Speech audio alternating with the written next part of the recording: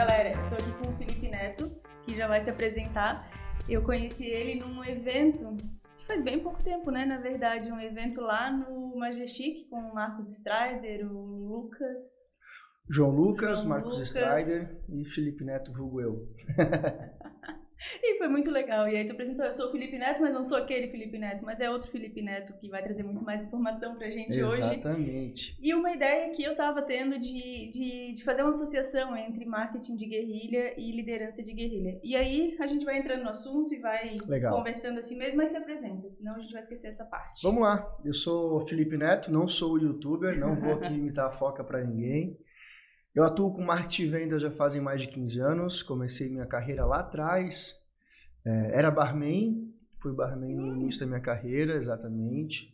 Sempre tive uma vontade de dar um próximo passo, então nunca me bloqueou pela vitimismo, de não ter fim de uma família extremamente humilde, de uma mãe a qual eu amo muito, me orgulho muito da minha criação, dos meus valores, meus princípios.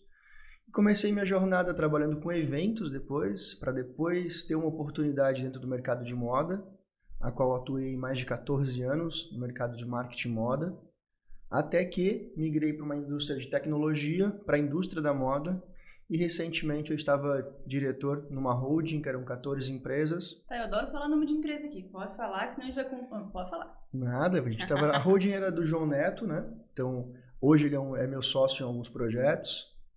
E a gente eu pedi desligamento da empresa para uma nova fase. Acredito muito em sinergia, onde eu conheci o Marcos Strider, a qual é meu sócio hoje também em outros projetos, então abrindo um pouco mais o leque de oportunidades e dando mais as caras, né?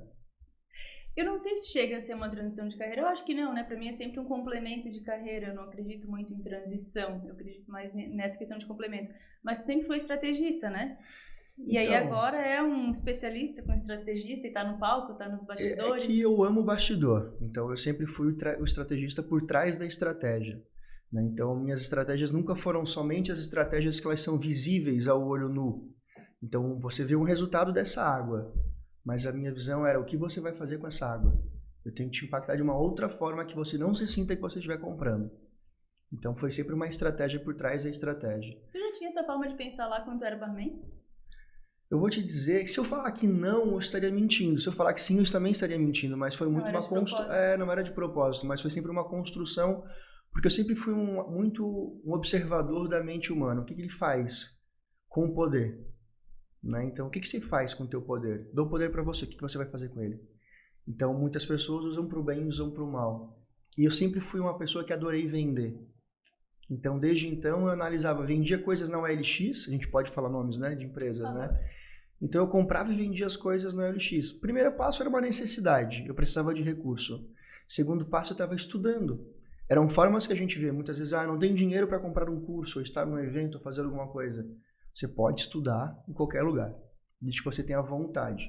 Então, eu analisava o que a pessoa fala, como que ela me responde, o que eu vou tirar de proveito. Ela disse não. Aonde eu errei, eu voltava. Onde é que eu falei que ela mudou o contexto da linha de raciocínio dela?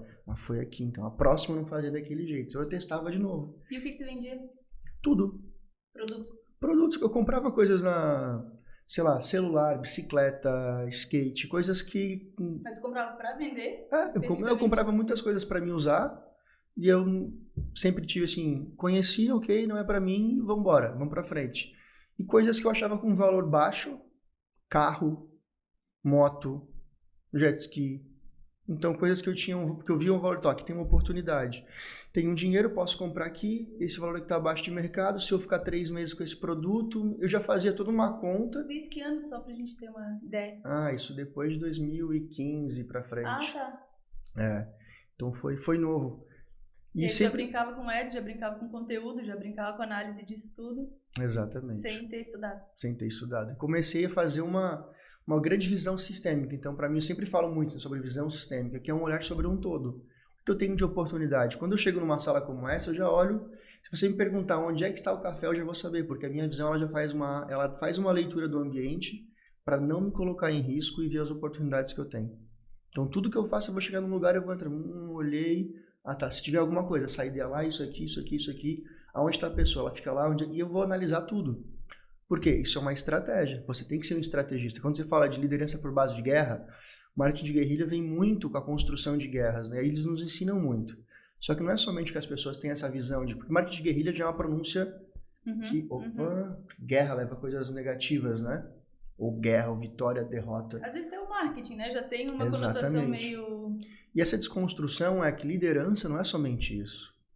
Ela vai muito além. Então, técnicas que você utiliza são como que você consegue potencializar, entendendo que do outro lado existem vidas. Quando você me perguntou como é que é agora sair do mundo corporativo, onde eu era... Faz muito tempo que eu não sou CLT. Mas sair de uma empresa onde eu tenho uma base fixa para ir me aventurar no mundo fora. Eu sempre tive empresas de outros negócios, sempre atuei com consultoria, com mentorias, fazia já isso em horas vagas, que eu acredito muito que você constrói uma vida trabalhando às 8 horas. Você constrói um império trabalhando onde ninguém vê. Então, a construção, para mim, sempre foi isso. Quando eu tive o meu primeiro carro, que para mim foi uma grande vitória, não era com o meu salário que eu tinha numa empresa onde eu era CLT. Era com extras. Né? Era com os extras. Quando eu vim morar pela primeira vez em Florianópolis, faz muito tempo, eu acho que eu tinha 18 anos, eu trabalhava numa imobiliária, eu alugava imóveis, e fora dos horários, eu era a pessoa que colocava lâmpada, tomada, interruptor, e não sabia fazer. E na época não tinha facilidade de você entrar no Google e perguntar como que se coloca o interruptor. Mas eu perguntava, sempre fui um curioso. Eu nunca levantei de uma mesa sem uma resposta. É que tudo que tu tá falando, eu fico relacionando com o que eu vi lá na palestra e com o que tu falou agora no início da tua apresentação. Relacionando os teus valores, né, da tua mãe, principalmente, com o fato de tu ter vindo lá de barman. E eu não acho que a barman seja uma profissão que começa de baixo e tal, porque a maioria das pessoas usa essa profissão como extra, né? E eu acho que em algum momento tu deve ter feito alguma coisa diferente ali sem querer, sem saber, mas pelo teu feeling, pelos teus valores, para poder entregar um pouco diferente, se destacar como barman, ter outras oportunidades em eventos, e eu acho que ir aceitando as coisas, né? Acho que faz sentido falar um pouco dessa história, porque ela pode ser que ela potencialize para outras pessoas. Quando eu quis trabalhar de barman, tinha um porquê. Não era um extra, era uma alavanca. Parte daí. O que um barman faz? Para mim, ele dá felicidade para as pessoas. Exatamente. A partir do momento que eu vendia felicidade para as pessoas, eu encantava elas se conectavam comigo. Então não era o drink que eu fazia. Porque se eu for verdadeiro com você, e eu vou ser sempre, eu não sabia fazer. A primeira vez que me convidaram para fazer, eu tinha 16 anos, eu era menor de idade. E eu queria muito, porque eu queria um momento de conexão com pessoas. Eu precisava sair da onde eu estava, e eu entendia que aonde eu estava, eu não tinha potencial.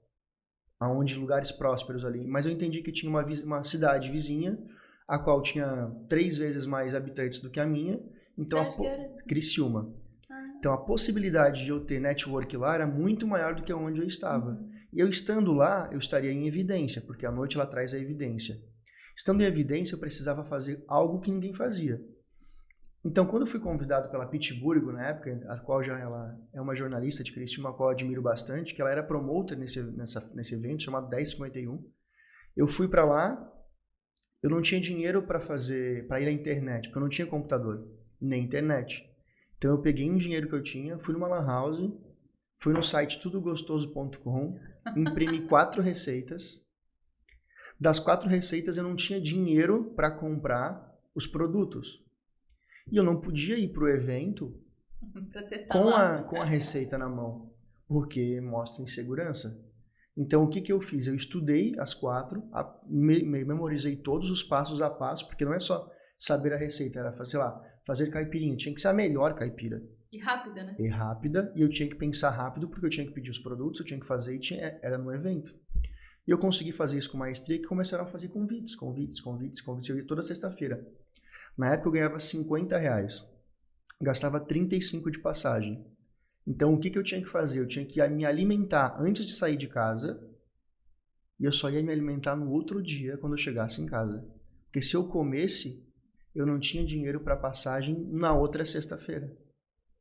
Entende? E aí a gente aprende o conceito de fluxo de caixa na prática, né? Exatamente. Então tinha um porquê. Então o que aquilo lá me fez? Me fez que eu tivesse visibilidade e contato com pessoas. Quando eu tive contato com pessoas, eu aproveitei a alavanca e comecei, bom, agora eu posso cobrar não só mais R$50, mas quando eu fazia eventos externos, meu valor já era R$300, porque eu era o barman daquela boate. E eu fazia com que as pessoas gostavam, então elas pagavam. Então, onde eu comecei a ter, bom, agora começou a entrar um pouquinho de dinheiro, né? Naquela época, para mim, era bastante. Então, com aquele dinheiro, eu comecei, bom, o que eu vou fazer agora? Qual que é o próximo passo? Comecei a entender como é que se faz festa. E aí vai o gatilho. Falei, como é que faz festa? Então, mas se eu faço aqui, eu conheço pessoas, eu tenho um gatilho de fazer potencial de festas. E eu comecei a realizar eventos, tanto que dentro daquela própria, onde eu era barman, a gente desenvolveu um evento com o Andy Darós, chamado 1051 na Estrada. E eu era o cara que fazia os eventos em outras cidades. Que legal. E eu comecei a ficar dono de festa. Isso com 16, 17 anos. Tinha 17 para 18 já. Depois, quando eu tinha 18, eu fiz uma festa, sozinho, eu e mais um amigo meu, em Criciúma, no qual eu tomei o maior prejuízo da minha vida, porque no mesmo dia inaugurou um baile high na Içara lá e tomei um prejuízo gigante. Paguei durante alguns anos, mas paguei Aprendizados, tudo. primeira falência. Exatamente, primeira falência aconteceu ali. E aí depois eu comecei a trabalhar para uma outra boate em Araranguá, na qual o Everaldo João foi um grande professor para mim sobre marketing. Eu comecei a entender que organizar a festa já estava ficando fácil, porque tinha tudo uma estratégia. Eram todos os finais de semana, então eu não podia botar o mesmo público, porque as pessoas às vezes confundem. Ah, tá muito bom, então todo mundo trabalha do mesmo jeito. Não, eu tenho que entender que as pessoas vão sair dali e vão mudar. Então eu precisava fazer como? Eu precisava ter um público num final de semana, um outro público no outro final de semana, para que na terceira ou quarta vez aquele público da primeira conseguisse voltar. Então eu comecei a entender que o dinheiro estava não somente ali na base de fazer o evento, e sim na base comercial. Onde, tem uma oportunidade aqui. Se eu vender patrocínio, eu tenho um comissionamento. Se eu fizer um comissionamento, esse valor da minha arrecadação mensal ela pode aumentar. Aonde eu comecei a fazer isso? Mas eu sempre trabalhei com muita honestidade. Então, sempre foi... Eu olhava para a empresa, essa empresa tem fit com esse evento. Porque eu precisava que você gerasse resultado. Mas qual que era a motivação disso tudo? Vencer na vida. Era o dinheiro em si. Sim, não vou lhe mentir. Eu acredito muito que aonde eu vim, eu tenho muito orgulho de onde eu vim. Mas eu não queria voltar para onde eu vim. Eu queria ter uma pessoa que eu tivesse condições. Eu queria poder hoje... simplesmente poder dar para minha mãe o que ela quiser. Eu poder sair hoje e fazer o que eu quiser. Da onde eu vim eu não tive um suporte paterno. Tinha um suporte da minha mãe e dos meus avós. Simples assim. Era uma vítima? Não. Assim como eu, muitas pessoas têm histórias muito piores do que as minhas. E muitas pessoas têm histórias muito mais fáceis do que as minhas. E elas não aproveitaram as oportunidades que tiveram. E tem muita gente que usa muito dessas histórias, não é exatamente uma crítica, assim, eu não vejo tu fazendo muito isso, mas usa muito dessas histórias pra dar ibope, né? É porque vende, vejo tu falar né? bem pouquinho, né? Exato, eu quase não falo, porque assim, vender tragédia vende. Tanto que existe Jornal Nacional há quanto tempo? Qualquer manchete, se você abrir hoje, qualquer jornal impresso ou online, o que vai ter nas manchetes? Tragédia. Vender, tragédia eu era uma vítima porque... eu tive uma relação com meu pai, com isso, não tive oportunidade. Vende. Mas esse não é o campo de energia que eu quero viver. Então, quando você muda a tua base para prosperidade, você vai falar de coisas prósperas. É mais difícil, o caminho mais curto, que é o atalho, é isso, falar sobre coisas assim. Só que você vai para um campo energético, e eu acredito muito em energia, que não é aonde eu quero estar conectado. Então eu vou falar de coisas prósperas, eu vou falar de crescimento, de alavancas. Então você vai ver poucas vezes na vida eu reclamando de alguma coisa. Eu sempre penso, o que eu tenho que aprender com isso daqui? Se eu for conversar com você, vai ser sobre coisas boas. Porque de propagadores de desgraça, o mundo já está cheio. E aí eu trago comigo, a minha mãe sempre me disse que eu não era todo mundo. Então se eu não era todo mundo, eu tenho que fazer algo diferente. E se eu não gostava daquele vínculo de pessoas que eram pessoas que falavam sobre coisas negativas, eu não posso ser mais um desse. Porque senão eu estou me igualando a eles. Se eu quero um próximo passo, eu tenho que pensar de forma diferente. Aonde eu quero ir, com quem eu quero ir. E aí eu olhar, as pessoas vão querer vir comigo? Se eu quero ser um líder, eu tenho que pensar dessa forma. E as pessoas que tu quer que venham contigo, né? Exatamente. Porque tem umas coisas que vêm que a gente não quer e que é uma coisa muito de energia também. Exatamente. Tem alguns cursos que eu já fiz, assim, eu lembro uma vez do Empretec, né? Eu fiz esse curso lá atrás e a ideia era vender muito e lucrar. E aí tinha gente que fazia de uma forma difícil para se experimentar e tinha gente que fazia campanha de arrecadação para não sei o quê, para sensibilizar as pessoas que não vão conseguir dizer não, né? E aí eu pensava, beleza, ganhou o jogo, lucrou. E aí? É um argumento que tu vai usar pra vida, né? Vai vender e aí vai vender algo que tu se justifica uma vez. E aí eu fico pensando, né? É muito fácil essas artimanhas, essas fórmulas de, não, vamos vender dessa forma, vamos contar a história, é triste. Aí tinha um outro curso lá também do Dale Carnegie, que a gente sempre ganhava premiação e era uma caneta, assim, era muito difícil ganhar caneta. Eu fiz Dale Carnegie. Comecei e não terminei. Por que será? As pessoas ganhavam caneta quando? Quando elas faziam as outras pessoas chorar, contando tragédia. E aí eu ficava assim, gente, não tá certo. Que me desculpe o pessoal do Dale Carnegie, mas o que me fez desistir foi exatamente isso. Eu não me conectei com quem estava ministrando o curso. E eu acho que, assim como um grande livro, você não deve seguir naquilo que não te faz bem. Simplesmente pelo um currículo, pela uma folha impressa que diz que você fez tantas horas. Mas se aquilo não se conectou comigo, eu não tenho por que continuar. Simplesmente eu fiz várias aulas, fui no tempo, entendi. Porque a minha forma de comunicar é uma. Não tenho nada contra pastores. Vou deixar bem claro, mas a minha comunicação não é falar assim, porque vai, e... Não, eu sou calmo, eu vou fazer uma forma tranquila, porque eu sou uma pessoa que eu expresso aquilo que eu gostaria de ouvir. Eu me modelo em algumas pessoas. E quando você diz que eu estou errado da forma com que eu estou agindo, eu vou dizer, peraí, me fala mais então. O que está errado aqui? Porque você tem que fazer, não. Quem disse que eu tenho que fazer? Então quer dizer que eu tenho que comparar o Paulo Vieira com o Wendel Carvalho? São dois coaches de formação sistêmica. Os dois tiveram base no Tony Robbins e os dois têm comunicação diferente. Eu me modelo em um, fiz escola com outro. E qual que é o problema? Eu não preciso ser um, e aí nem ser o outro. Uma terceira coisa, exatamente, né? até porque se eu quiser modelar, é enxergar para evoluir. Modelar não é ser a cópia. Eu não preciso ser uma cópia. E se você diz para mim que a minha comunicação está errada, eu vou te perguntar aonde ela está errada. Dentro da comunicação que eu quero expressar. E com base no quê, né? Porque às vezes isso diz mais sobre o outro do que sobre você exatamente. mesmo. Assim. E quando a gente começa nessa questão de inovação, não tem certo e errado, porque ninguém testou antes. E aí tu vai lá, se joga e dá literalmente a cara a tapa, né? Quando a pessoa faz isso, eu me sinto incomodado, me sentia muito incomodado nesse processo, até onde a gente entrou no processo do Dale Carnegie, né? Porque tinha uma pessoa que eu gostava muito, que eu modelava muito a forma de comunicar dela, que era a Márcia Araújo. E essa outra pessoa sempre ela boicotava o que essa pessoa falava. Então eu odeio homem que faça isso sobre mulheres, porque eu fui formado por mulheres. Então eu não aceito machismo na minha linha de raciocínio, na minha filosofia de vida. E quando ele fazia aqui, quando você fala, porque sutilmente, embora as pessoas tenham formação, elas tenham intelecto, só que existe no teu id culturas que estão dentro delas, instauradas. E quando você fala, e eu te interrompo, eu estou sendo machista sem saber. Quando você fala, e eu venho o tempo inteiro falando assim, deixa eu compartilhar, ou a palavra mais machista que existe numa conversa entre homem e mulher é, deixa eu complementar. Porque o complemento, ele é sutil.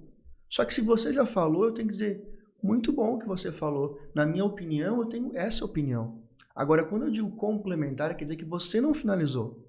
Que você não foi boa o suficiente. E aquilo me incomodava. Muito. Porque era o tempo inteiro, a pessoa vinha complementando, mas falava a mesma coisa de outras palavras. Sim. Simplesmente por ego e vaidade. Então, como que eu vou aprender com quem é ego vaidoso? Eu não quero aprender com pessoas assim. E o marketing é uma área que tem muito disso, né? Marketing, muito. Design, moda. Eu digo que não é só marketing, todas as áreas têm. Áreas que têm o poder. Quando você muda o escalão de hierarquia, vamos lá, numa régua. O coordenador tem vaidade sobre o estagiário. O gerente sobre o coordenador. O superintendente sobre o gerente. O diretor sobre o superintendente. O CEO sobre o diretor. Todos eles têm linha de vaidade. E não é errado.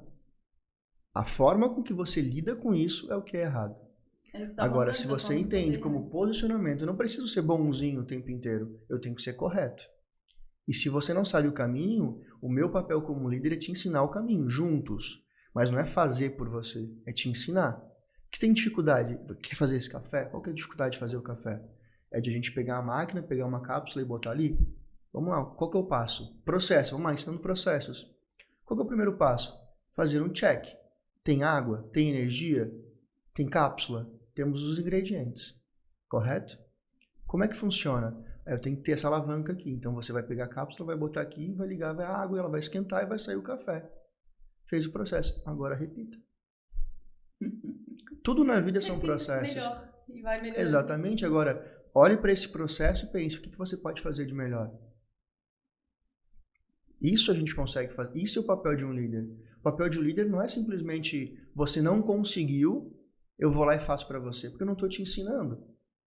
É que tem gente também que não quer fazer cada vez mais melhor, né? Tem gente que fica ali naquele 7, 8...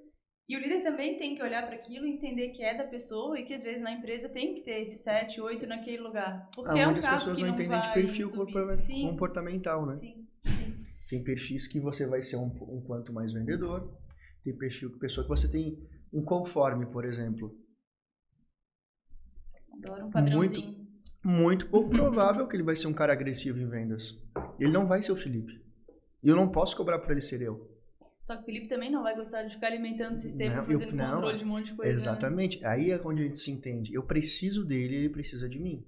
Num processo, ele vai ser a pessoa que vai me organizar os processos. E eu vou vender para ele. Quando tu tentava não, né? Quando tu colocava de fato o marketing de guerrilha em ação, como é que tu fazia para... Primeiro selecionar o time, depois desenvolver e fazer estar todo mundo na mesma ideologia que tu... E eu pergunto isso porque eu fico pensando no mesmo preconceito que eu tenho, que eu recebo quando alguém olha o RH sem mimimi, não entende e julga, né? Porque marketing de guerrilha também é um termo forte, né? Guerrilha é um termo forte que as pessoas não vão a fundo, traduzem ali o... Tem muito de você se posicionar. Marketing de guerrilha, eu sou um expert em marketing de guerrilha. Legal. Pô, mas marketing de guerrilha ele vai contra os princípios? Não, na verdade não, ele é muito ético. Uma guerra, ela é ética. Elas são por princípios ideológicos. A forma com que os líderes tomam as atitudes são pensando na sua base. Vou polemizar então. A guerra entre Ucrânia e Rússia. Cada um dos dois tem os seus princípios. Cabe a gente que está de fora julgar o que a gente escolhe. É uma escolha.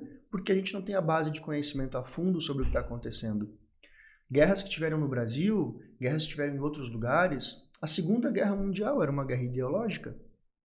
Alguém tinha uns princípios, eles acreditavam nos princípios deles. Estão certo ou errado? Eu não vou entrar nos méritos para isso, mas cada um tem seus princípios e sua ideologia. Assim é uma liderança. Eu preciso entender quem é a minha equipe, o que eu preciso. Aquilo que eu tenho me levou até aqui. Quem eu vou contratar vai me dar o próximo passo. O que eu preciso? Então, quando a gente fala de contratação, eu nunca contratei por hard skill, por soft. Por quê? Porque tudo eu posso treinar. Agora, se eu vejo em você caráter, ética, vontade, proatividade, que para mim é muito importante, eu vou fazer eu gosto de entrevistar todas as pessoas da minha equipe. A minha última equipe tinha 55 pessoas. Todas elas passaram, as sós que não estavam antes, né?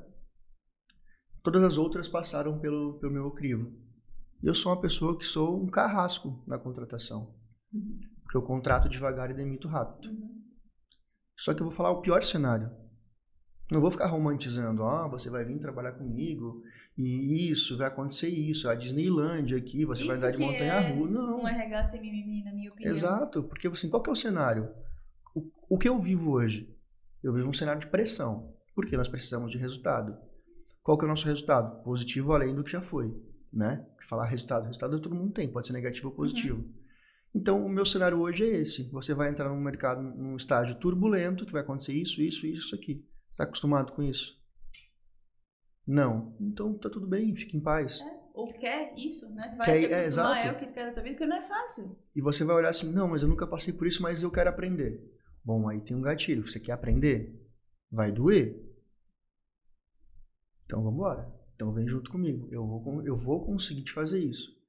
E a grande maioria das pessoas, quando trabalham no meu time, quando eu falo de liderança, de início, muitas pessoas não gostam da forma de liderar que eu tenho.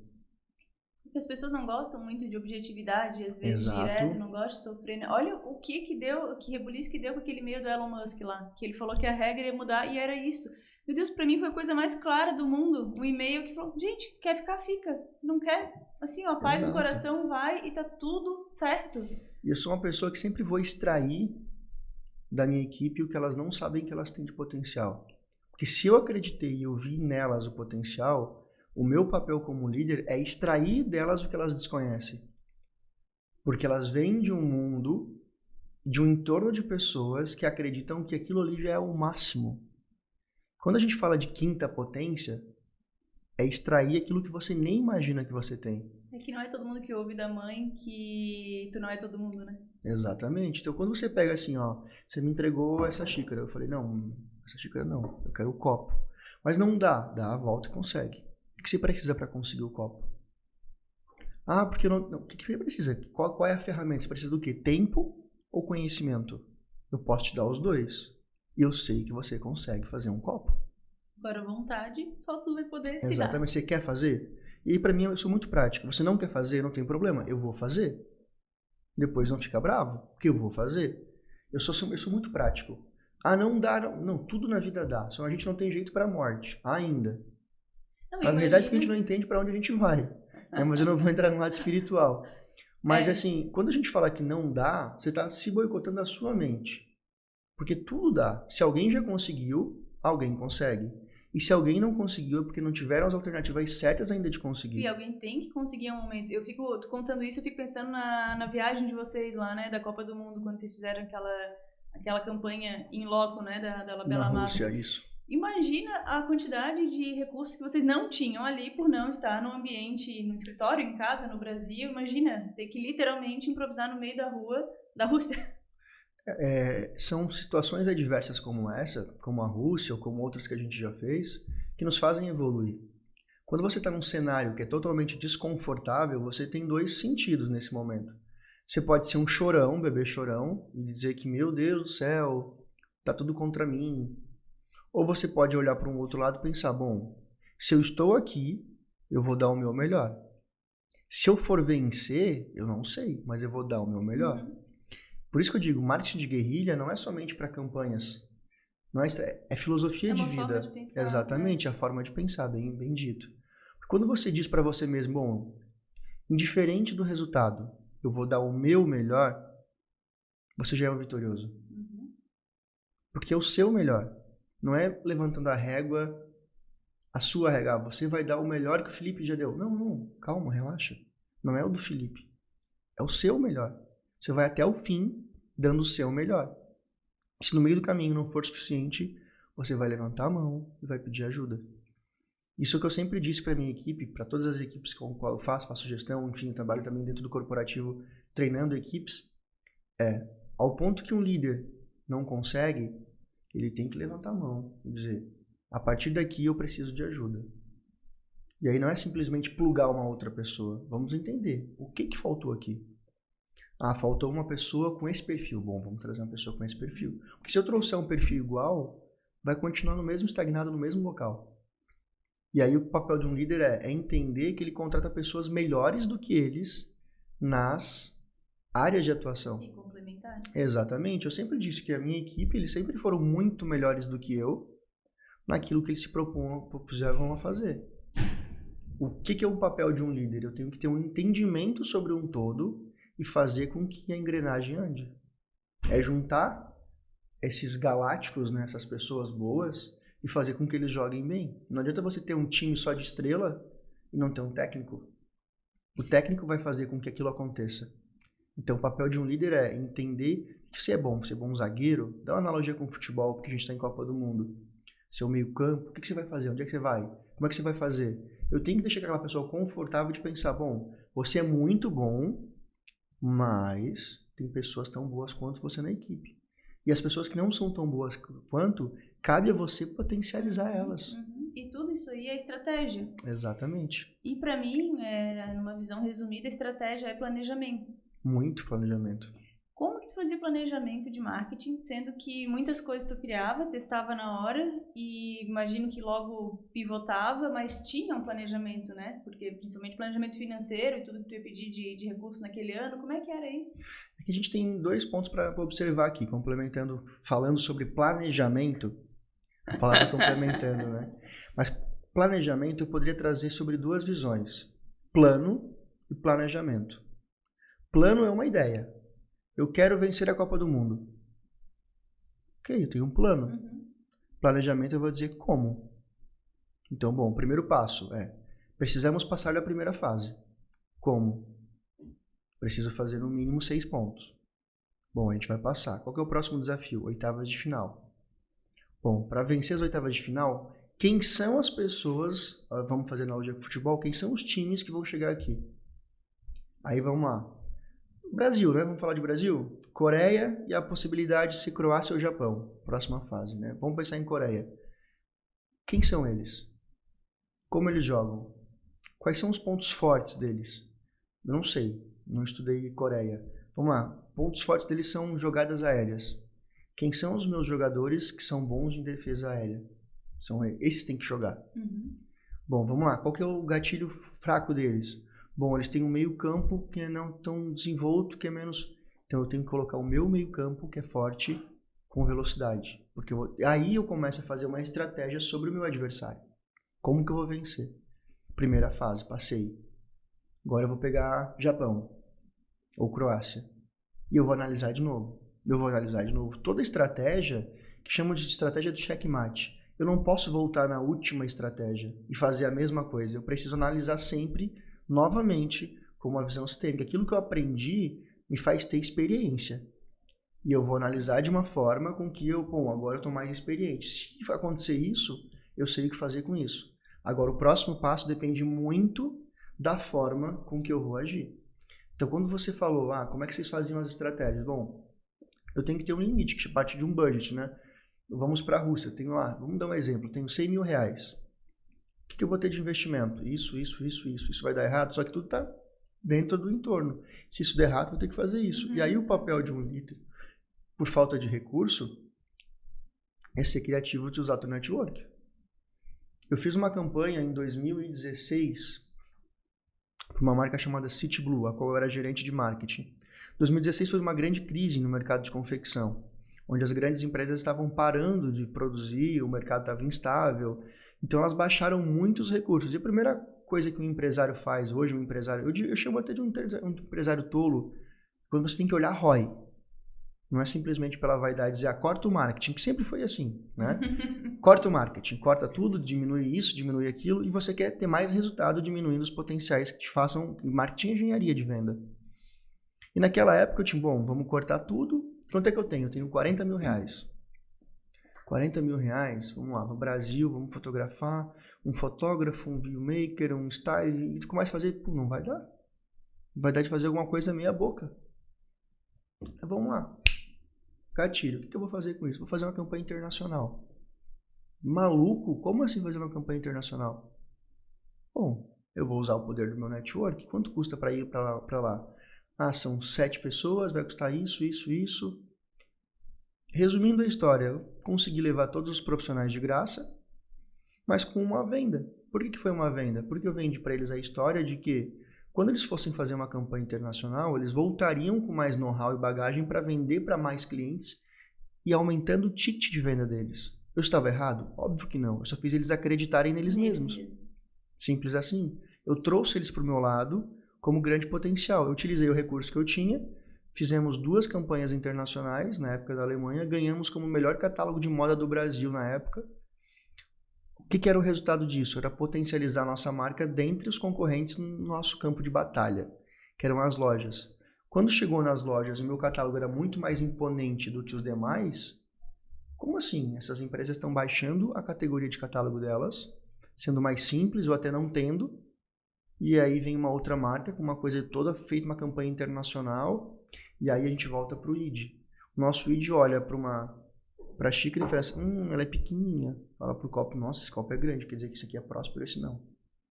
A estratégia era essa. Por trás da estratégia era, se eu chegar numa loja com um catálogo imponente, capa dura, não sei o que, isso e aquilo, a lojista vai olhar, essa marca vende bem, porque eles não estão baixando o padrão nesse momento de queda. É que é uma estratégia planejada, pensada, muito estudada, porque às vezes pessoas ficam na execução e não estudam constantemente. Exato. Mas eu fico pensando assim, até que ponto daria para desenvolver alguém para isso, né? Porque tu fez tudo isso, planejou, estudou, tal, mas tu criou isso, sei lá, me parece de uma forma muito improvisada, criativa, né? Do nada vem um negócio ali, que não é do nada, é justamente o que define o Felipe da vida inteira, né? Lá como tava com o barman, e aí teve aquele insight e tal, porque ninguém planeja, né? Vou fazer isso até aqui, daí vou chegar aqui, quer dizer, ninguém planeja não, né? Mas é muito difícil planejar, controlar, executar, enfim... Então é uma coisa que vem de ti, assim, quando vê, já foi, já testou, já falou, e é muito difícil encontrar pessoas, assim, que pensem primeiro, tenham a ideia, e depois tenham a coragem de executar, e o controle, a parte analítica toda de ver tudo isso. Então eu imagino que tu seja um profissional muito equilibrado nos 4 pontos ali, né, do cérebro, Sim. No mínimo. Mas o mais legal é que tu faz isso o tempo inteiro, e aí eu acho que quando chega numa área de, poxa, confortinho, vou fazer diferente, e vou fazer diferente. E dentro do marketing tem muito isso, né? E aí eu acho que tu conseguiu isso nesses lugares e foi depois indo para outros, assim. E tu estava contando da Labela Máfia, né? Dessa questão da Copa, e aí a gente já foi para outros assuntos. Mas me conta um desafio que tu teve parecido, ou mais desafiador era no Fontes, né? Que ele tava. Na Fontes agora? Na Fontes, o legal... Era completamente diferente, né? O ramo. Como é que foi parar ramo. Lá? Como é que... O legal é assim, quando eu saí da Labela Máfia, eu fui para outros desafios que eu queria. Conhecer o mercado fora, outras empresas. A gente sempre tive uma admiração muito grande pelo Juliano. Na época a gente não estava mais tendo alguns desalinhamentos de visão. Eu fiquei 3 anos na Labela Máfia. E aí na Fontes agora foi o próprio Juliano que me indicou para o João Neto. Então eu sempre entendi que são vendas. Se no final eu vou vender roupa, ou crédito, ou carro, ou avião, é uma venda, é um processo. Venda é comportamento, né? Exatamente. Então, o que eu vou fazer com isso como que eu vou entender? O que eu precisava fazer? Não conhecia nada do mercado do crédito consignado. Preciso estudar, preciso entender. E o legal é que eu venho sem estar lapidado. Então, eu não venho com as práticas que já estão existentes. Lapidado foi uma palavra bonita que tu achou. Então, eu venho com uma visão de fora. E o que a gente pode fazer de diferente que as pessoas não estão fazendo? Foi o que a gente fez de mais estrondoso. A Fontes, ela era a 4ª do mercado na época. O posicionamento do João Neto, para mim, já era preciso fortalecer, então, o processo de branding, no qual eu sou especialista também. Fortalecer marca e a gente vai ser a primeira. Não deu outra, em menos de 1 ano e 6 meses, nós éramos a primeira do mercado. E é muito legal quando a pessoa quer, né? Porque ela quer, ela tá lá energeticamente, tá lá colocando dinheiro. O João Neto, ele é uma águia, né? Então, eu aprendi muito, apesar de 1 ano e 8 meses que a gente ficou junto, a gente tem sociedade, enfim, porque é uma pessoa que ele acredita naquilo que ele fala. Mesmo que ele saiba que está errado, mas se ele falou que é isso, ele te convence. E aí você cria desafios para você mesmo, que aonde eu peguei numa inflexão, eu fazia isso com a minha equipe, eu fazia isso e agora o cara tá falando isso para mim, eu não vou acreditar no que ele tá falando, eu vou até o fim. Se eu não conseguir, tá tudo bem, mas eu vou dar o meu melhor, eu vou até o fim. E todos os desafios que foram lançados a gente conseguiu. A gente desenvolveu um Consig Summit. Quando a gente fez o Consig Summit, a gente fez em 55 dias. Um evento para mais de 5.000 pessoas em Florianópolis presenciais. Mas por que? Vocês queriam aproveitar uma data específica? A gente veio numa rodada a gente fez um evento chamado Rota Fontes. Nós fizemos em 2 meses 30 cidades, 25 cidades, em 22 estados. Eram 2 estados por dia. 2 eventos por dia, em estados diferentes. Com a mesma equipe? Com a mesma equipe. Não, aí depende da equipe, mas a gente tinha os produtores em locais, então tem toda uma estratégia, né? Quando a gente fez isso, a gente entendeu que o potencial de conhecimento era muito vago, as pessoas não tinham o conhecimento que a gente precisava passar. A gente entendeu que tem uma oportunidade. Se a gente pode trazer mais conhecimento, as pessoas estão sedentas por conhecimento. No mesmo lugar, com menos trabalho. Exatamente, a gente pode potencializar isso num ambiente só, potencializar o mercado, porque o mercado não tinha isso. Então não tinha um evento que fosse do mercado do canal correspondente. Então, bom, aqui tem uma oportunidade, vamos criar. Quando? Esse ano ainda. Como assim, João Neto? Não quero perder o time. Exatamente. Quanto tempo a gente tem? 55 dias. Você não é organizar uma plenária com palestras, era uma feira de negócio. Então envolve você vender, porque riscos, são milhões ali jogados em risco. Você vender uma ideia que ela é inexistente. Primeiro passo, ela é inexistente. Porque executar o evento em si operacionalmente Exato, não é difícil. O problema é fazer ele ser rentável e não passar vergonha, né? E aí a gente fez, conseguimos fazer, buscamos equipes, buscamos pessoas que pudessem fomentar ainda mais o que a gente precisava, juntamos com algumas empresas como a Diferencial, que é uma empresa de eventos aqui de Florianópolis. Então a gente foi juntando as boas peças e a gente conseguiu executar com maestria. Tanto que o evento tomou tanta proporção que a gente fez uma segunda edição em São Paulo para mais de 18 mil pessoas num dia. Foram 34 mil pessoas nos 2 dias. Se tornou o segundo maior evento financeiro do mundo. Como? Acreditando. Acreditando que era possível. Acreditando e fazendo os outros acreditar, né? Porque é uma venda constante para todo mundo. A gente vendia muito um sonho. E as pessoas, quando elas aceitaram participar do Consig Summit, elas achavam que era um Rota Fontes melhorado. Vai ser um evento, um palquinho, isso, aquilo. Quando você se dá conta pela conexão e pela grandiosidade do que você está fazendo e a responsabilidade nossa, porque a gente está ali por pessoas. Né? A gente está ali demonstrando afeto, dando conhecimento, que elas vão voltar e vão replicar. Então é sempre a postura, o que eu estou passando foi validado? Porque essa pessoa vai replicar. E se der errado? Eu tenho responsabilidade sobre isso? Então eu sempre digo, sempre quando eu levo uma linha didática nas minhas palestras, nas mentorias que eu faço, a pessoa vai replicar o que você está falando. Isso é um limiar tão tênue, né? Porque entre a pessoa entender exatamente o que tu falou e entender o que ela quer entender a partir do que tu falou, gente, tem uma linha. E sempre foi isso comigo, assim, tipo, então esse desafio de a gente sair de um evento como o Consig Summit, se tornar o segundo maior evento financeiro do mundo em 2 anos, com valuation mais de 40 milhões já no evento em 2 anos, a gente vai agora para a 3ª edição em 2023, para mais de 25 mil pessoas, então, uau, vai ser o maior evento do mundo em 3 anos. É possível? Aí é o tipo de evento que dá para replicar, né? Exato. Aí vale a pena, melhora e vai fazendo cada vez mais. Exato, a gente teve problemas na 2ª edição? Sim, sempre vai ter. Porque a busca por perfeição, ela sempre vai ter uma coisa que a gente enxerga que pode melhorar. É que pessoas são diferentes e são inconstantes, então cada evento, cada empresa, cada coisa vai depender de pessoa, e aí depende dela lá. É óbvio que vai dar problema, sempre diferente, em cada edição não tem. Isso é um limitador muito grande que as pessoas deixam de executar. Porque, eu vou fazer quando a minha circunstância for favorável. Elas têm que entender que as circunstâncias são variáveis, elas mudam o tempo inteiro. E a gente perguntar outra coisa antes, que agora tem bastante evento. Tu não cansa de vender? Pra ti não é cansativo esse processo? Eu amo vender.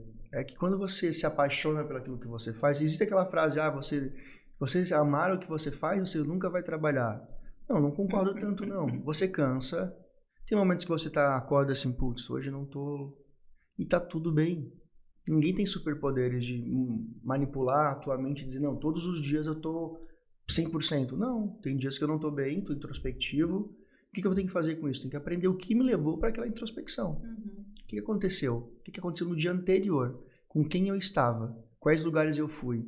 O que eu fiz? Porque foi eu que me coloquei onde eu estou aqui. Então, se ontem eu estava numa balada, entendi. Então, hoje você não está bem porque você foi para lá. Então, foi uma escolha sua, não foi? Foi. Então, analisa, faz diferente, segue em frente. Relaxa, faz aquilo que é bom para você hoje, não atrapalha ninguém, principalmente. E no outro dia faz diferente. Não adianta ficar se culpando, a gente fica o tempo inteiro se chicoteando. Meu Deus, eu comecei agora, errei. Não, calma, relaxa. Você fez errado. Tá bom? Não. Quer continuar onde você tá? Não. Faz diferente. Mas eu não sei como fazer. Mas se você... É bem coach, né? E se você soubesse? Porque geralmente as respostas elas estão na nossa mente. E na grande maioria, a gente é quem não quer dizer para nós mesmos. Você sabe como mudar. Porque é desconfortávelzinho, né? Você sabe como mudar. Se eu te perguntar, Como é que eu faço, se você for hoje, como é que eu faço para fazer R$1 milhão? Mesmo não desafiando, você sabe como fazer. Você só não quer o processo que você vai ter que passar para isso. Você está preparado para abrir mão de tantas coisas que você tem que deixar para trás? Uma analogia, né? Eu não sei se quem está nos ouvindo já foi ter vivência, por exemplo, nos Estados Unidos, trabalhar lá. Não estou nada contra quem vai, tá tudo certo. Mas se você fizer no Brasil o que você faz lá, também possivelmente também dá dinheiro. Se você trabalhar 16 horas e não sair os finais de semana, você não ia também dar dinheiro. Né? Então, o que a gente faz lá é porque lá a gente sai da nossa zona de conforto. Lá é mais fácil você dizer para si mesmo que esse final de semana eu não vou sair. Esse final de semana eu não vou gastar em restaurante, esse final de semana eu vou comer o que eu tenho em casa, eu preciso economizar. Eu vou me doar a trabalhar em 2 empregos. Não. Aqui a gente não faz, aqui a gente fica, a grande maioria das pessoas fica contando 6 horas, pô, tenho que ir embora.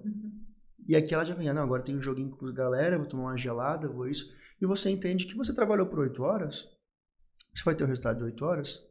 Essa mesma pessoa vai para outro país, trabalha 16 horas, livra e se cerca de pessoas que têm a mentalidade de ganhar dinheiro, não de gastar dinheiro, e ela prospera. Nossa, que incrível, que país que mudou ela.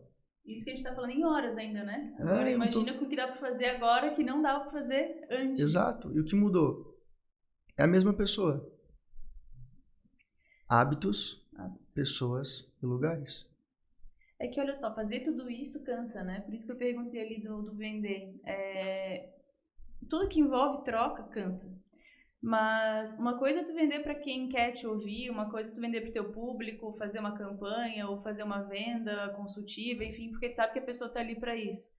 E aí outra coisa é tu vender a ideia de fazer um evento de sucesso em 55 dias para os teus 50 colaboradores, por exemplo. Ou para toda a empresa, que também teriam que ser representantes dessa venda, né? Porque tu tem que vender a ideia, tu tem que convencer, tu tem que satisfazer para que tudo esteja ali. Enfim, é um monte de coisa que tem que ser feita para que aquela venda ali, que não vai te gerar nada diretamente, te gere indiretamente lá na frente, né? E é isso que eu falo muito de mimimi, assim, porque a gente tem que lidar com algumas pessoas meio mimimi no meio do caminho, que tu tem que falar assim, gente, olha, eu não tô falando do evento aqui, eu tô falando da tua carreira, da tua vida. É isso.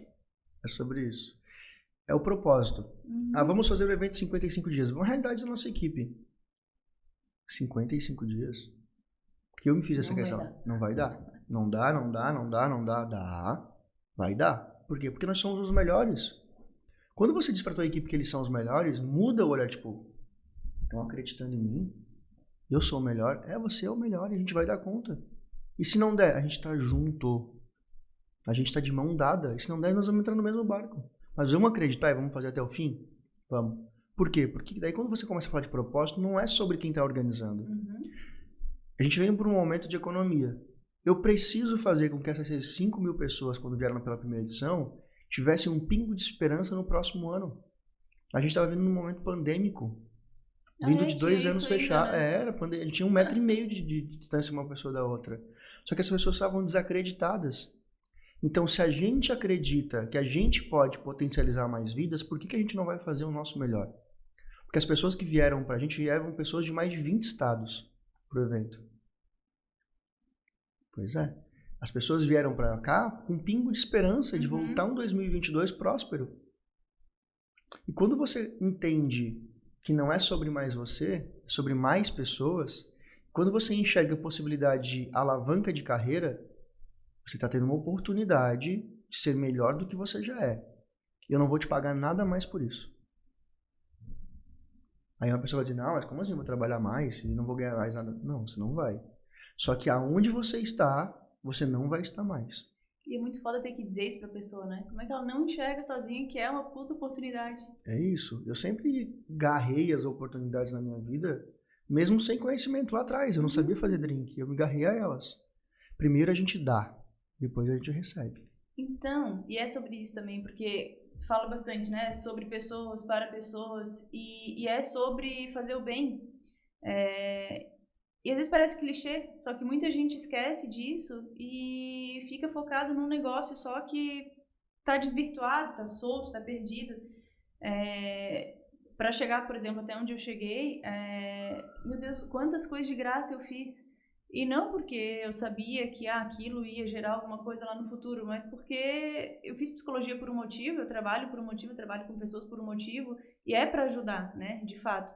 E eu não sou uma pessoa fofa, que, não, tô sempre ajudando. Não, mas quando alguém pede ajuda ou precisa ou tá ali, eu falo, cara, eu vou ajudar. Essa pessoa quer muito e é sobre isso. Então eu faria de graça, assim, é óbvio, né, não faria o tempo inteiro tudo de graça porque não tem motivo. Mas... resumindo, eu acho que é muito isso, assim, é sobre fazer o bem mesmo, e dá para fazer o bem em qualquer área, em qualquer ponto de atuação que tu esteja. Andar reto. Andar reto. Ah, mas eu sou uma pessoa filantrópica. Não, você tem boleto para pagar. Eu também tenho os meus. Agora, se meu coração sentir, eu vou te ajudar. Simples assim. Ah, mas então você não faz... Não, eu não faço para todo mundo.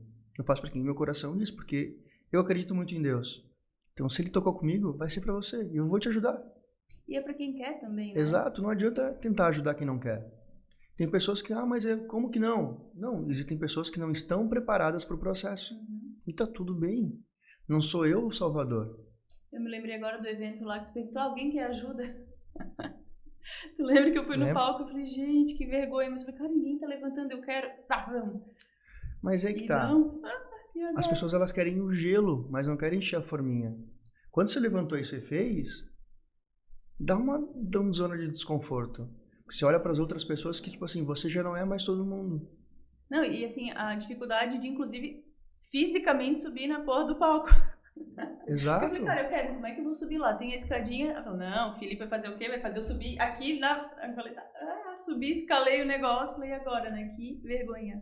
É isso. E essa zona de desconforto se acontecer de novo, não bloqueia mais. Já não vai mais ser tão desconfortável. Porque eu sempre digo que são 3 segundos. Pro sim e pro não. É o momento que você... Quem quer ajuda? Daí meu coração começa a falar e meu cérebro... Eu quero, mas eu não tenho coragem. E você não tem coragem. E você volta pra casa igual você entrou. Agora, se você... Quem quer ajuda? Eu. Naquele momento assim, deixa... E se der errado, não tem problema. Porque o medo das pessoas é o julgamento. Não é com ela não tem medo dela. Mas ela tem medo assim, o que eles vão pensar? E se eu perguntar e foi uma coisa tola? Mas não tem problema. Porque se perguntar se vai ser tolo ou não, você está jogando com a regra dos outros. Se eu não conheço, eu não tenho que estar preocupado com o 10º grau. Eu tenho que estar preocupado com o 2º nível. Se eu estou no 1º, eu tenho que estar preocupado com o 2º. Se você vai lá e pergunta uma coisa que é referente ao 10º, tá tudo bem, mas eu não estou preparado para aquilo. Não, e a dificuldade também de achar a pergunta, né? Porque assim, quer ajuda? Quero. Porra, com certeza, com um monte de coisa. Aí sobe no palco, pensa no que tu quer especificamente, pergunta, porque não sei mais, eu quero tanta coisa. Exatamente. Mas assim, a proatividade de se dar o primeiro passo você vai lá e o teu coração vai dizer, eu preciso saber sobre isso. E aí eu sinto te dizer, cada porta que se abre, abram mais 10 janelas. A hora que eu te respondi, tu faz assim, agora tem mais 10 perguntas. E se eu te responder as outras 10, mais 50. Porque você tá mudando de nível. E porque tá aberta, né? Porque tem gente que vai lá, pede ajuda e fala, não concordo. E muda o nível. Não é bem se eu te falei, você tá no grau 1, eu te falei como chegar no grau 2, e você chegou no grau 2, não são mais as mesmas perguntas. Aquilo você já sabe. Agora, como é que faz para ir pro 3? Agora, se você me perguntar como é que eu faço para pular pro 10, eu vou te responder. Primeiro faz o 3. Era o que eu ia falar. Para mim, isso tem uma coisa de cuidado. Não, calma, eu vou te ajudar por partes. Deixa eu não te atrapalhar mais do que ajudar. E aí tu tá aqui e tu vai subir para isso. Eu chamo de obesidade mental. De nada adianta eu ficar Bom, eu vou entrar agora com você. Eu entendi o teu negócio. Aí eu faço uma estratégia que ela vai muito além do que você está preparada para isso hoje. Primeiro passo, que eu estou sendo arrogante. Eu não estou vendo o que você está. Eu não estou menosprezando. A gente tem que entender que nível que você está para isso. Vamos falar de marketing digital. Que nível que você tem de marketing digital? Bom, eu não posso te comparar com o Érico Rocha, com o Marcos Strider. Não posso. E nem eu posso me comparar com eles. Então, você está começando, eu tenho que te ensinar coisas que você está começando. Se você não sabe o que é lead, eu tenho que te explicar o que é um lead. Se você não sabe o que é uma eu tenho que te falar, porque senão vai bloquear a tua cabeça. Então, se eu te explico para você dar um próximo passo, aí você vai, agora eu já sei o que é isso. Então você vai para o próximo nível e vai para um outro e outro. Tem que ter humildade também para ouvir, né? Porque tu ficou o tempo inteiro ali falando bastante coisa no palco, né? É muita informação, mas eu pensava assim, não, tá, beleza. Legal, é isso, já sei, é básico. E aí me veio um negócio assim, meu Deus, que idiota, eu não tô fazendo. Aí eu falei, gente, eu precisei estar num evento desse, domingo, o dia inteiro, literalmente, pra ouvir da pessoa no palco, passando vergonha, coisa que eu já sei e que eu não faço, que merda. O feijão com arroz, né? A gente muitas vezes deixa de fazer um feijão com arroz, bem feito, porque a gente quer deixar um prato mais bonito. E aí foi um tapa na cara, eu falei, então tá, volta 3 casinhas, começa de novo e dá ali naquilo que vai dar certo. É muito isso, assim, é muito o próximo degrau. Eu tenho que estar preocupado com o meu próximo degrau. Se tem o meu colega do lado tá no degrau 10 e eu tô no 2, tá tudo bem, fique em paz. Tu trabalha com OKR? Ou já trabalhou no processo? Já. Essa última etapa da nossa conversa, eu fico o tempo inteiro pensando, né, em OKR, porque, claro, a gente fala muito de coaching, aí passar do nível A para o nível B, aqueles pontos, tal, mas a OKR para mim é muito isso, a gente ter um objetivo desse e pensar assim, poxa, num quarterzinho aqui, o que eu vou fazer para ser melhor, né, step by step mesmo, validando e pensando assim, não, eu quero chegar lá, o como, foda-se, depois eu decido. Isso é engraçado você falar, teve uma situação do evento que a gente fez agora há pouco. E uma pessoa falou, eu queria desenvolver a minha OKR, o que tu acha que vai ser a OKR da minha empresa? Eu falei, o quê? Eu falei, bom, vamos lá, vamos voltar alguns degraus aqui. O que você entende sobre OKR? Eu entendo que é isso. Eu falei, legal. E o que você quer pro teu futuro? Eu quero isso. A tua empresa quer isso? Porque uma OKR não é uma gestão de um CEO dizer assim, a minha empresa vai faturar 10 bilhões durante os próximos 6 meses. Não é assim que se constrói uma OKR. Se vira em time. Eu falei, quantos KPIs norteiam para você conseguir metrificar e mensurar se você vai chegar nela? KPI? Eu falei, vamos lá, vamos voltar algumas casinhas aqui então. Eu falei, da onde é que você viu o termo OKR? Porque eu estava num evento e o cara falou que a OKR é usada no Google, na Amazon. Eu falei, sim, faz sentido. Qual que é a maturidade que você tem hoje para aplicar uma OKR? Não é porque OKR, não vamos romantizar, não é para qualquer empresa. É uma empresa que tem uma estrutura organizacional que ela possa nortear uma OKR. Bom, mas é um termo então que eu não posso... Não, você pode construir para isso. O que você pode fazer aonde você pode começar? Onde você quer ir? Bom, vamos lá. Quais são os graus de KPIs que a gente vai identificar de mensuração? Se você fizer isso, vai para isso. Vamos botar... É como se fosse a escada de novo. E no 10º nível é a tua OKR. Como é que você vai chegar lá? Tudo que tem atrás aqui, eu vou enxergar. Como é que eu vou decupar isso aqui? Né? Vou fatiar. Ele falou, pois é, então precisa estudar. Eu falei, precisa? Porque não é porque você diz para você mesmo que você tem uma OKR que você vai ter uma OKR. E eu vejo muitas empresas que se dizem que tem, e na verdade não tem. É que tem muita gente que pega a ideia, né? E aí os modismos, né? Meu Deus, como tem isso aqui nessas empresas de TI, dá até um nervoso. E aí, não, beleza, eu trabalho com OKR, mas vou fazer melhor do que a metodologia. Agora eu vou criar um monte de KR, vou criar um monte de KPI e vou inventar. E aí eu falo, beleza, mas assim, lembra que a OKR ela existe por um motivo, né? Então, assim, qual é o foco desse quarter para tu realmente pular daqui para cá e conseguir medir? Vai adiantar enfiar 15 KRs dentro de um objetivo? Não sei se você concorda comigo, né? Quando eu não falo nem falar OKR que é o final. KPIs, né? Então, eu tenho uma equipe hoje. Vamos lá. Eu tenho 5 áreas na minha empresa.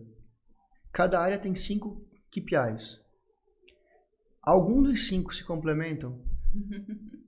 A primeira pergunta, porque senão essa árvore já está com galho fora. Mas as áreas nem se conversam, né? É isso. Então, assim, eu tenho 5.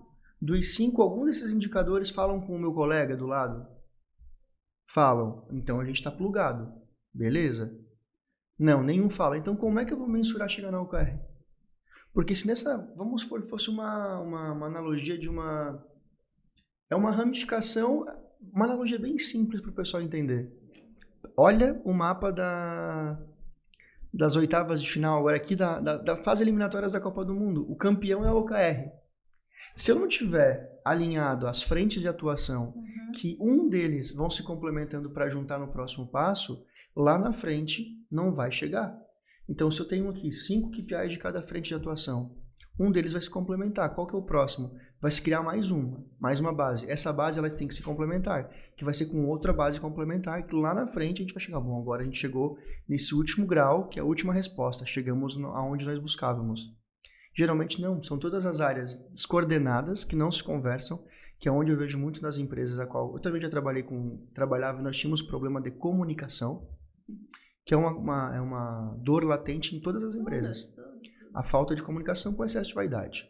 Né? Gestor que não fala com o gestor, que não tem o mesmo processo. Por quê? Não está no mesmo princípio. Aonde eles querem ir? Estão descoordenados, cada um quer uma coisa. Então, se você não tem isso, não adianta falar ainda de processo de OKR. Exato. Sabe qual que é a coisa mais frequente que eu faço quando eu entro com um cliente, assim, e tola. Sugerir fortemente que a gente faça reunião com todas as lideranças juntas, uma vez por semana, 1 horinha, meia hora, que seja. E aí o CEO fala assim, não, mas eu faço com todos os líderes. Quando? Aí eu falo, não, quando? Com que frequência? Mas qual é a pauta? O que tu leva para esse momento? O que tu cobra? E outra, né, a coisa mais importante, todos os líderes estão juntos? Não. Eu falo, gente, mas como é que a gente vai fazer então para ser uma empresa só, um núcleo só? E um ponto que eu acho assim, que existem reuniões que a alta liderança não deve participar. Também. Porque as pessoas vão ficar... Se eu falar algo que o CEO não concorda, eu não me sinto mais confortável, eu não falo mais. Simples assim. É que então, aí o CEO usa esse momento também para ficar lá cobrando, né? Dando chapuletada. Exato. Como que vocês não entenderam que eu quero isso? E aí o que você volta? Você para de falar, você para de pensar e vai trabalhar por aquilo, mas você não sabe como chegar. Agora, quando você faz reuniões estratégicas com as coordenações, elas entendem que esse é o caminho, gerenciais, de diretoria, enfim, todo mundo tem que estar junto. Depois você pode chamar a alta diretoria e discutir em conjunto. Porque muito acontece de você fez uma reunião, tá todo mundo alinhado. Entrou a porra do CEO, desalinhou tudo. Claro. Aí aquela pessoa que falou que era A, o CEO falou, eu quero B. Ela fala, então vamos no B. Pô, mas eu ficava puto? Como assim? Acabou de concordar. A gente acabou de concordar de que a gente tinha um caminho, a gente tem que fazer o seguinte, é o trabalho contrário, nós vamos mostrar por que o caminho A é o mais convencional.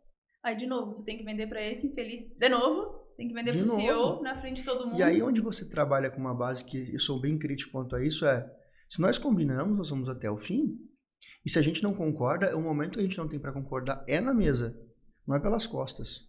Isso é muito antiético e é muito antiprofissional. Então, se a gente falou que o caminho é o A, o CEO falou que é B, famoso CEO, a gente tem uma proposta para te fazer. A gente queria apresentar o que a gente pensou em conjunto aqui. Nós vamos apresentar. Se nós não conseguimos convencê-lo que A era o melhor caminho, nós vamos juntos pelo caminho B que você opinou. Porque no final, a alta hierarquia vai dizer, eu entendi o que vocês falaram, faz sentido, mas eu quero tentar no B. Tudo bem? Se nós não tivermos argumentos suficientes para convencê-los... Se eu não conseguir vender... Porque quer dizer que nós não estamos também convencidos. Então tá tudo bem. Se a gente não convenceu, nós vamos pelo caminho sabendo que a nossa ideia foi essa. E muitas vezes, quando está disposto a isso, você cria uma alternativa C, que é um complementar entre A e B. E isso é magnífico, porque você, não tinha pensado nessa possibilidade. Porque quando você traz possibilidades... Bom, aqui poderia acontecer isso. E você começa a ser um estrategista, porque isso pode acontecer. Mas se isso acontecer, são objeções? Isso é a venda, né? Sim. Se isso acontecer, faz o quê? Isso. Mas isso aqui vai mudar pra cá. Então, beleza, daqui pra cá a gente faz como? Então você começa a criar. Mas isso é muito legal quando tu estressou o A e o B. Exatamente. E aí chega no C. Agora o que a maioria da galera faz olhei por cima o A, entendi mais ou menos. Olhei por cima o B. Não, mas eu quero criar o C, porque o C vai ser massa e é diferente. E aí muda a metodologia, e aí muda a lógica inteira do negócio. E uma hora tu falou assim, mas o como fazer isso, né? A pessoa já mudou a estratégia, não sabe nem como fazer e tá lá perdido. E querendo brincar de OKR. E aí tu tava falando do esqueleto ali da Copa. A maioria das pessoas fala assim, beleza, então eu vou colocar ali uma KR de que eu quero X números de treino. Gente, X número de treino é KR? Gente, é uma atividade, né? Vamos colocar um mensurador importante. O que vai pontuar? É gol. Ou é mais um monte de outras coisas. Vamos ver como que a gente consegue otimizar isso para chegar num resultado específico, que não é a quantidade de treino que é a obrigação. Exato. Né? É o famoso lei e-mail. A venda, né? Eu vou fazer 10 ligações. Meu KR aqui é 10 ligações por dia. não, tem alguma coisa estranha. Tem. E acontece muito pelo não entender.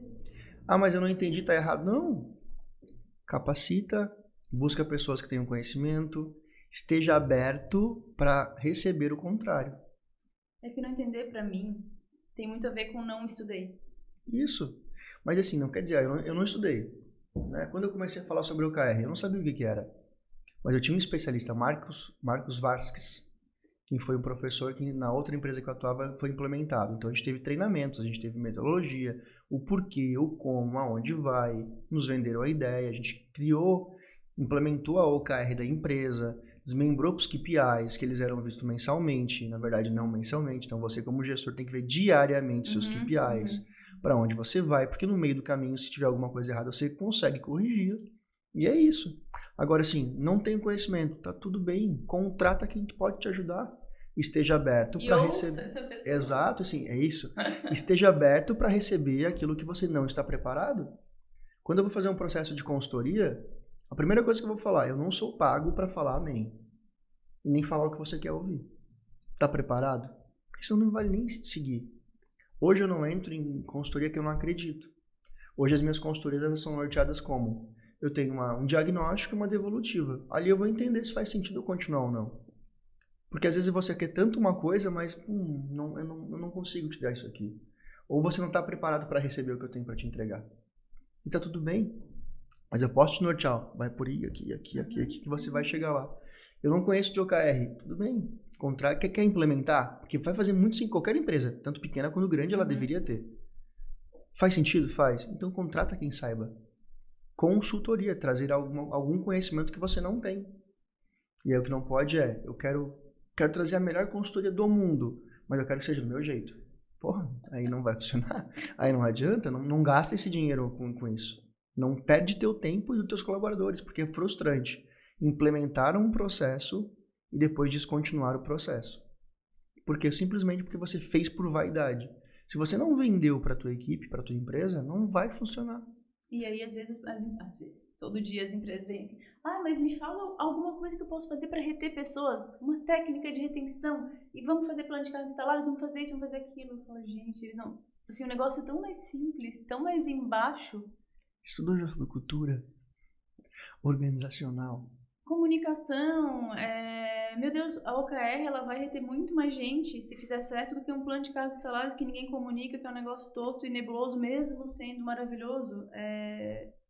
Enfim, mas se a gente entrar nisso, a gente vai ficar mais uma hora. Mas só pra gente fechar, e a gente tá falando de OKR e objetivos, me diz aonde que tu quer chegar, se tu puder dizer. Claro, não tenho, a minha vida é sempre um livro aberto, eu não tenho nada de esconder. Hoje o que eu quero, o que foi o próximo passo do Felipe, né? Hoje eu enxergo muito o mercado com muitas possibilidades. Aonde eu quero chegar? Bom, onde é que eu quero chegar daqui a 5, daqui a 10 anos, daqui a 50 anos? Eu quero poder usar muito a minha palavra para prosperar muito mais pessoas. Como? Seja no corporativo, seja através de estratégias digitais, mas que eu consiga despertar nas pessoas aquilo que eu consigo ser despertado. Então, mas isso é muito demagogia. Não, porque o meu propósito de vida está alinhado com prosperidade. E se mais pessoas ao meu entorno são mais prósperas eu vou ser. Você não consegue estar num entorno de pessoas sendo próspero com pessoas desgraçadas. Você vai ser um desgraçado. Agora, se você estiver no meio de próspero você vai ser, senão aquele nicho vai te expelir de fora. Então, aonde eu quero ir? Os próximos anos do Felipe, eu quero muito poder contribuir ainda mais com pessoas. Eu sou apaixonado por marketing, vendas e pessoas. Simples assim. Então, onde eu vou? Não sei. Hoje, eu penso sempre no meu 2023. Vai ser um ano que eu quero muito complementar. A gente tem projetos fantásticos, vão ser mais de 30 eventos. É só de um dos métodos que a gente está implementando junto com o Marcos Strider, que é o método Hunter. E a gente vai assim, para onde vai mais? Hoje é isso. E tu se empolgou de ir pro palco por isso? Ou tu já estava assim com essa ideia e conectou com o Marcos pela energia mesmo do processo? O palco, né? Eu sempre fiz palestras. Sempre fiz, não. Quando solicitado fazia, faz muito tempo. Porque o palco, ele é um merecimento. Mas é uma forma de você quebrar vários medos. Né? O medo de comunicação em público, o medo do julgamento, o estresse do conteúdo. Será que eu estou bom mesmo para falar sobre determinado assunto? E você se prova para você mesmo que você consegue compartilhar. Quando você vê que faz sentido aquilo que você está fazendo para mais pessoas, putz, gostei. E tem um gostinho gostoso. Então, o palco foi uma consequência. Hoje, eu sou muito mais apaixonado pela estratégia do que pelo palco. Mas o palco é um dos espaços onde eu posso potencializar mais pessoas ao atingir os seus resultados. Porque a estratégia é bastidor. Uhum. Então, se eu preciso utilizar o palco, ele é uma ferramenta para alavanca da minha OKR. Não, ela é um KPI meu. Né? Eu preciso do palco para chegar nesse objetivo. Agora, não é o meu objetivo principal. Meu objetivo principal é a estratégia. Eu gosto da estratégia. Vou continuar sendo sempre um estrategista. Agora, se eu precisar passar no palco 10 vezes, 100 vezes, 1000 vezes, eu vou passar. Ele te traz autoridade. É que o tenso do palco não é passar o conhecimento, simplesmente um conhecimento, né? É uma... Mais uma vez, são os steps. O primeiro passo é subir a um palco. Segundo passo é falar. Terceiro passo é ensinar o seu conteúdo.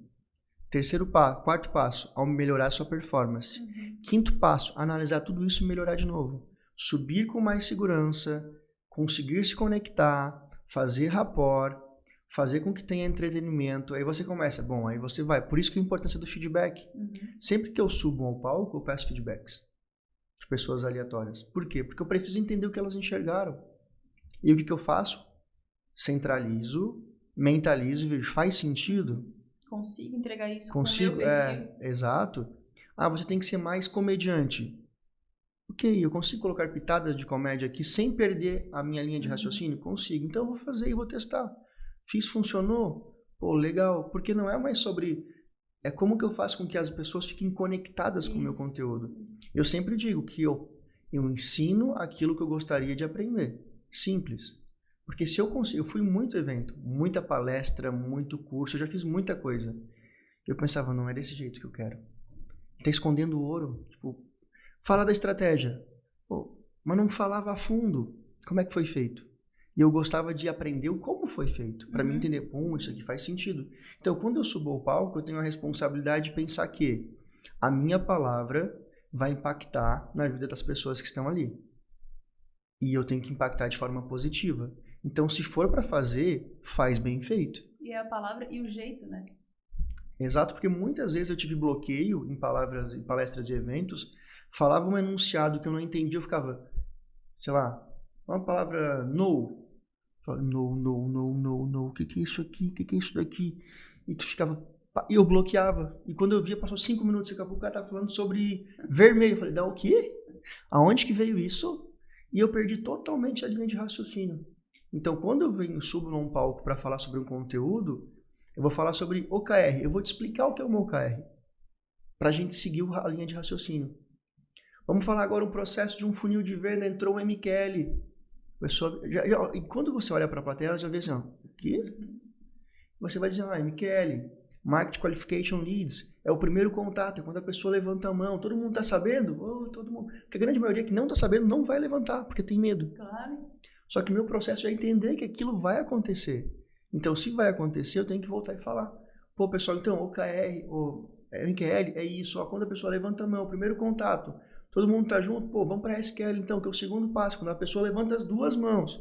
E aí você coloca analogias dentro da comunicação e da parte didática, que a pessoa não bloqueia, porque ela tá comigo. Ela tá aí, ele tá ensinando. Agora entendi. E a linha de raciocínio dessa pessoa, ela é contínua.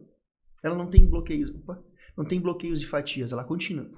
Ela vai indo. Quando chegou ao final, ela falou, aprendi. E olha que interessante isso tudo de novo com os teus valores, né? Querendo fazer o bem, querendo ensinar, querendo estar ali de fato para que a pessoa saia com um aprendizado, né? Exatamente. Porque a gente começou o papo aqui falando de poder e tal, e autoridade, poder é também um limiar bem tênue. E no palco a gente tem tudo isso junto, né? E isso afasta as pessoas. Até volta uma palavra, como você fala de poder, né? Quer conhecer uma pessoa? Dê poder a ela. Ela vai potencializar o que ela é. Se eu sou uma pessoa boa, com poder eu vou ser muito bom. Se eu for mal, eu vou ser muito mal. É simples. Você pega uma pessoa hoje que tem um cargo de... Mas é uma pessoa... Uma idoneidade baixa, mas ela já era assim antes de ser poder. Não foi o poder que transformou. Ela já estava por trás. Ontem ainda comentaram nos meus stories lá que o que vai acontecer já está acontecendo. É forte essa palavra. Porque o poder é a mesma coisa. Se você é bem, você vai fazer o bem. Se você é mal, você vai fazer o mal. Não foi o poder que te mudou. Assim como não é o álcool que te muda. Exato. Se você é uma pessoa ruim, você vai só potencializar.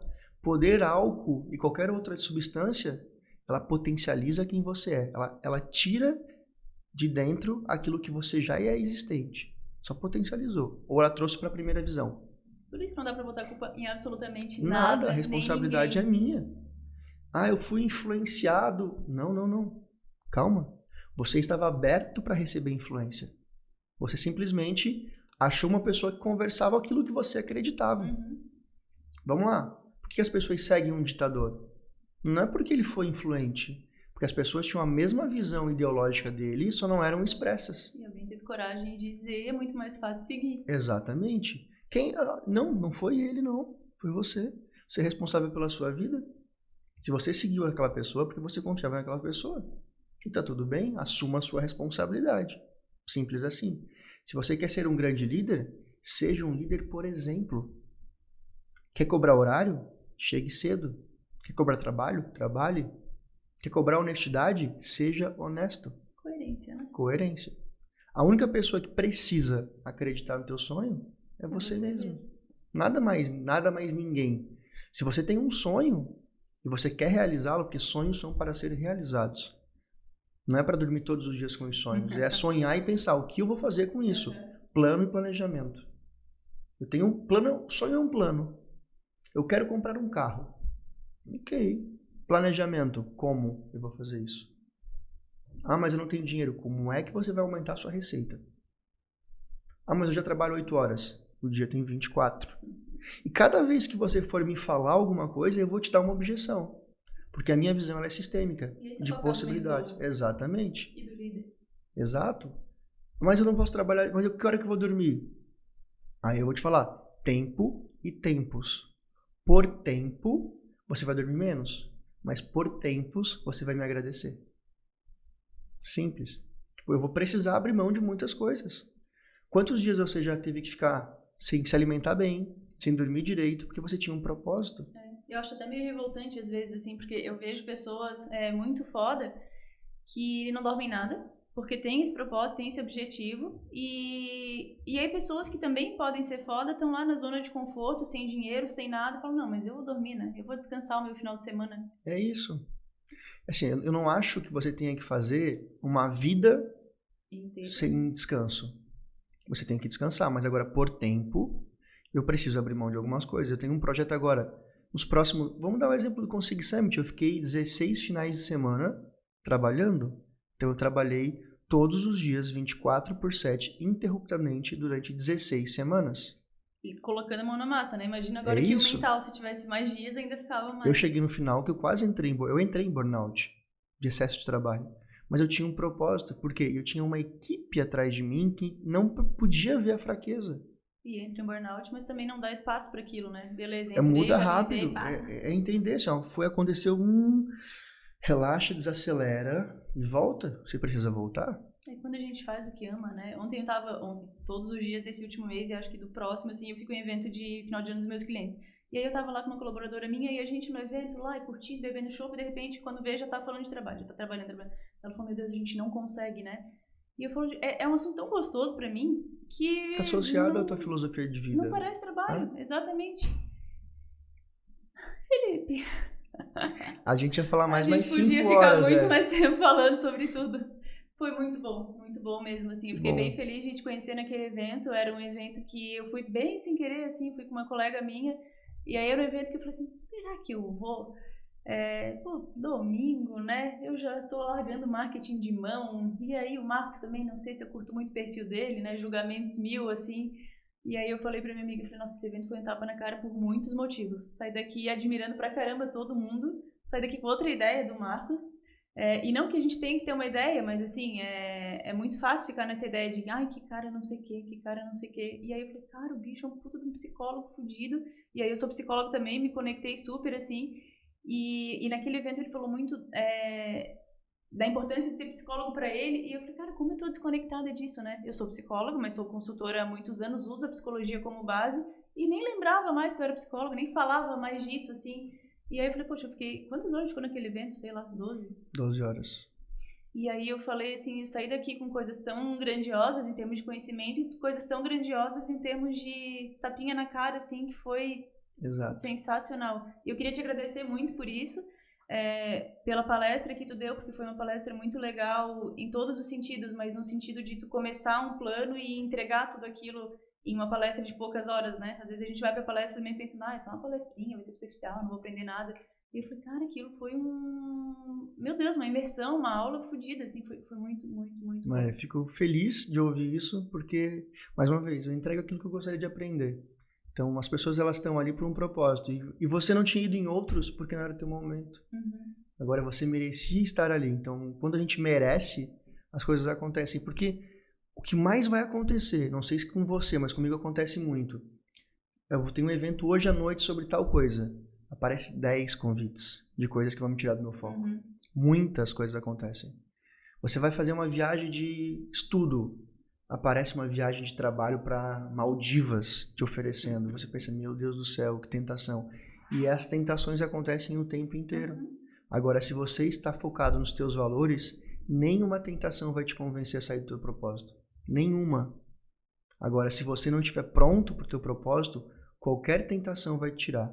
Você pode ter, no domingo, estudando ali, você poderia ter ido para um cinema, você poderia ter feito um churrasco de almoçar, ir para o shopping, fazer o que você quiser, mas você tinha um propósito para estar ali. Você fez uma escolha. Sim. Convites para fazer outras coisas, eu tenho certeza que não faltou. Não, e era para ir e para ficar, né? Porque eu fui sem almoçar e aí pensei, eventinho rapidinho, almoço depois. Vai nessa. Saí de lá meia-noite. Nossos eventos é over delivery, né? Esteja preparado para aguentar o estresse do tempo. E era isso que eu queria agradecer também, porque assim, foi um evento, sei lá, baratíssimo. Eu entendo a estratégia também, mas é um custo-benefício muito legal e todo mundo fala, não tem dinheiro. Gente, é isso. Não. E também queria agradecer pelas dicas do palco. Quando eu subi no palco, pensei, ele vai falar aqui 2 minutinhos, né? E deu papum. E sei lá quanto tempo tu ficou lá, mas ficou muito tempo passando conhecimento. E aqui de novo, né? Obrigada por ter vindo e obrigada por ter passado todo o conhecimento, que já foi uma aula, né? Eu adoro esse podcast, que eu aprendo mais que qualquer workshop de 15 horas. Eu te agradeço a oportunidade de poder estar aqui, de poder compartilhar o nosso conhecimento, que acho que é isso, né? Quando a gente compartilha, a gente evolui em conjunto. E é isso. O evento, eles sempre vão ter, a gente vai ter sempre possibilidade de estar, se conectar. E o que a gente tem como propósito é como que a gente pode potencializar quem aceitou estar junto com a gente. É uma responsabilidade. Seja com um canal digital, por exemplo, eu estou com meu Instagram aqui aberto. É uma responsabilidade estar falando com as pessoas aqui. Tem pessoas que não vão concordar com o que eu estou falando. E tá tudo bem, fique em paz, são filosofias, são propósitos meus. Só não enche o saco. Sem mimimi. Agora, se eu tô com a responsabilidade de abrir a minha forma de comunicar, minha forma de falar, de estar aqui disposto, eu tenho que ter uma responsabilidade sobre a mensagem que eu vou levar. Porque pessoas vão acreditar no que eu tô falando e vão replicar o que eu tô falando. E elas podem fazer uma grande burrada na vida delas ou fazer um grande acerto. Por isso que o interlocutor, ele tem que ter a responsabilidade. O que você vai fazer com a tua palavra. O dom da palavra, ele é muito importante. Eu sempre, antes de subir ao palco, eu peço, eu agradeço, eu faço as minhas orações e peço que eu seja a tua voz. E eu passe somente aquilo que aquelas pessoas precisam ouvir. Simples assim. Mas você tá... Cada um tem a sua linha de raciocínio, as suas crenças. Eu acredito. Quem não acredita, tá tudo bem, fica em paz, tá tudo certo. E de novo, isso é responsabilidade e fazer o bem, né? De fato, porque tem muita gente que fala na teoria da comunicação e até umas teorias mais antigas, de que a responsabilidade da comunicação é do outro, do que ele entende, ou do que ele faz aquilo com recebe. Eu tenho a responsabilidade de fazer ele entender. Muitas vezes, sabe, se a gente deixar, a gente vai falando. Né? Eu já fui a pessoa que botava a culpa. Eu não entendi o que ele falou. Ele não falou direito. Não fala bem, não é bom. Aí uma vez um pastor, eu sou um frequentador não tenho uma religião, acredito em Deus, então eu vou em várias para me conhecer. Eu não gostei desse pastor, ele falou, você não tem que se apegar a palavra. Na verdade, você não tem que pensar, se apegar a pessoa, você tem que apegar a palavra. A forma com que ele comunica pode ser diferente e vai ser diferente. E tem que ser diferente. Exatamente. Agora se apega na palavra. Então não é um interlocutor. O que eu tenho que tirar de bom daqui? É isso. Então tá tudo bem. Se eu quiser me aprofundar, eu vou mais a fundo. Se eu não gostar, pelo menos ele não gostou de falando sobre alta gestão ou falando sobre o marketing de guerrilha com o Felipe. Mas, pô, isso aqui é legal. Procura outra pessoa. Exato. Procura um outro comunicador que vai fazer a tua linguagem. Mas faça alguma coisa, não fique como vítima. Exatamente. Vitimismo, parabéns, você vai ser um fracassado. Agora, se você quiser mudar, a gente te convida a dar um próximo passo. Muito obrigada. Eu te agradeço. Gratidão. Obrigado por tudo. Obrigada.